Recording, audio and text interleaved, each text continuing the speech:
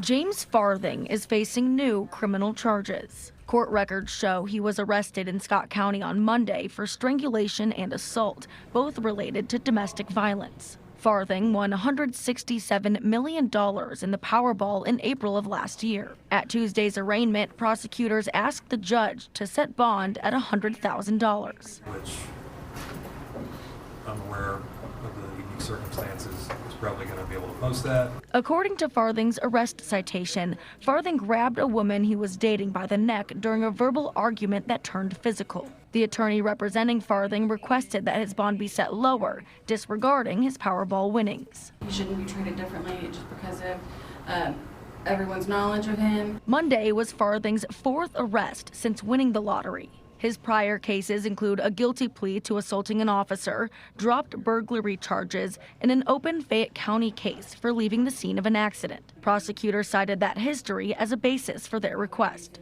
For the record, Judge, the Commonwealth's request is not in order to try to treat Mr. Farthing any differently. It's based on an ongoing pattern of criminal activity, and safety for the community is the basis of the request. Judge Sarah Hayes Spedding split the difference. Bond will be set at $15,000 cash based on the charges and his risk levels.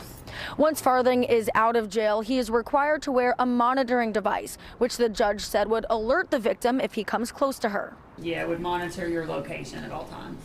Yeah, I'm not going there. According to the arrest citation, the victim declined an emergency protective order at the scene. In Scott County, Madison Porter, WKY.